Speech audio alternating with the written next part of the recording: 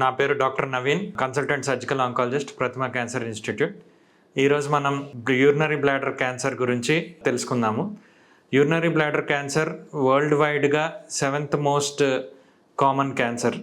Usually 75% of the cases ఎర్లీగానే detect అవుతాయి. అంటే 2 టైప్స్ ఉంటాయి బ్లాడర్ క్యాన్సర్లో, non muscle invasive, muscle invasive. So 75% of the cases non muscle invasive అంటే superficial లేయర్లోనే ఉంటాయి. సో మనం బ్లాడర్ క్యాన్సర్ మనకు అవగాహన ఉంటే ఎర్లీగానే డిటెక్ట్ చేస్తే మనం క్యూరేటివ్ ట్రీట్మెంట్ అనేది దొరుకుతుంది. Coming to risk factors of the bladder cancer, most important risk factor is smoking. Smoking 50% of the cases smoking causative factor. Smoking వల్ల వచ్చే కాంపౌండ్స్ అంటే హైడ్రోకార్బన్స్, నైట్రేట్స్, అవి కిడ్నీ నుంచి ఎక్స్క్రీట్ అయి బ్లాడర్లో స్టోర్ అయినప్పుడు దే ఫార్మ్ కార్సినోజన్స్. దానివల్ల bladder cancer అనేది వస్తుంది. అండ్ సెకండ్ హ్యాండ్ ఎఫెక్ట్ కూడా ఉంటుంది. అంటే suppose husband is smoking, wife కూడా దగ్గరలోనే ఉంటే ఆర్ ఫ్రెండ్స్ కానీ పక్కన ఉంటే వాళ్ళు స్మోక్ చేయకపోయినా పాసివ్ స్మోకింగ్ అంటారు, వాటి వల్ల కూడా బ్లాడర్ క్యాన్సర్ అనేది వస్తుంది. ఈవెన్ పాసివ్ స్మోకింగ్ కూడా అవాయిడ్ చేయాలి. Second most common risk factor ఏంటంటే ఆక్యుపేషనల్. అంటే ఎవరైతే పెయింట్ కానీ, మెటల్ ఇండస్ట్రీస్ కానీ, డై ఇండస్ట్రీస్లో కానీ, పెట్రోలియం ప్రొడక్ట్స్ ఇండస్ట్రీస్లో కానీ వర్క్ చేస్తారో వాళ్ళకి కూడా బ్లాడర్ క్యాన్సర్ వచ్చే ఛాన్స్ అనేది ఉంటుంది. Next important factor is environmental. అంటే ఎవరైతే క్లోరినేటెడ్ డ్రింకింగ్ వాటర్ లాంగ్ టర్మ్లో తీసుకుంటున్నారో ఆర్ డ్రింకింగ్ వాటర్లో ఆర్సెనిక్ కాంపౌండ్ ఏమైనా ఉంటే వాళ్ళకి కూడా బ్లాడర్ క్యాన్సర్ అనేది వచ్చే ఛాన్స్ అనేది ఉంటుంది. కమింగ్ టు ఇన్ఫెక్షన్స్, సిస్టోజమియాసిస్ అనే పారాసైట్ ఉంటుంది, దానివల్ల కూడా బ్లాడర్ క్యాన్సర్ వస్తుంది.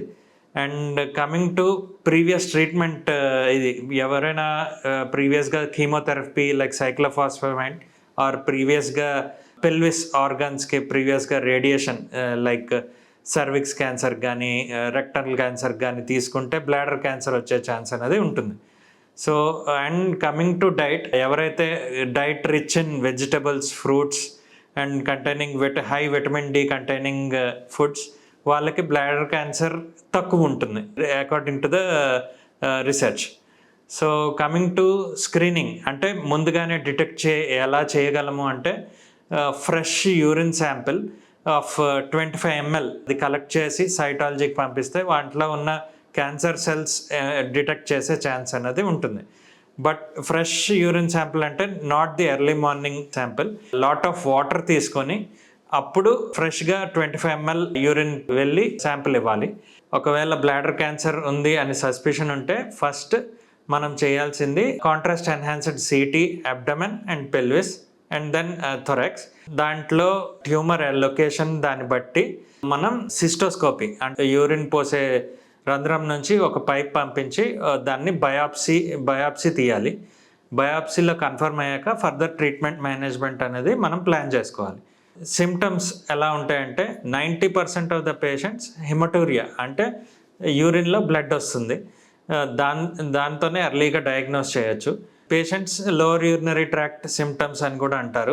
ఎక్కువ సార్లు యూరిన్కి వెళ్ళడం కానీ ఆర్ యూరిన్ సడన్గా స్టాప్ అయిపోవడం కానీ ఆర్ పెయిన్ రావడం కానీ యూరిన్ పాసినప్పుడు ఆర్ యూరిన్ పాస్ చేసినా ఇంకా యూరిన్ ఉంది పాస్ చేయాలి అనే సెన్సేషన్ ఉండడం కానీ, ఇవన్నీ కొన్ని బ్లాడర్ క్యాన్సర్ సిమ్టమ్స్.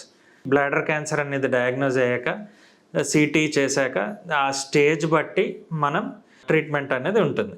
సో 2 రకాలు ఉంటాయి, non muscle invasive, muscle invasive. Non muscle invasive అంటే యూరినరీ బ్లాడర్ తీయకుండా జస్ట్ సిస్టోస్కోపీ బయాప్సీ చేసి కీమోథెరపీ డ్రగ్ అనేది బ్లాడర్లో ఇన్స్టిల్ చేసి అది పీరియాడికల్గా దానికి ఒక షెడ్యూల్ ఉంటుంది, పీరియాడికల్గా పెట్టి రెగ్యులర్ ఫాలోఅప్లో ఉంటే చాలు, దానికి సర్జరీ కూడా అవసరం ఉండదు. Muscle invasive multi modality treatment అంటే medical oncologist, surgical oncologist and radiation oncologist ముగ్గురు కలిపి ట్రీట్మెంట్ ప్లాన్ డిసైడ్ చేసి దాన్ని బట్టి ఫర్దర్గా ప్రొసీడ్ అవుతాం. Thank you.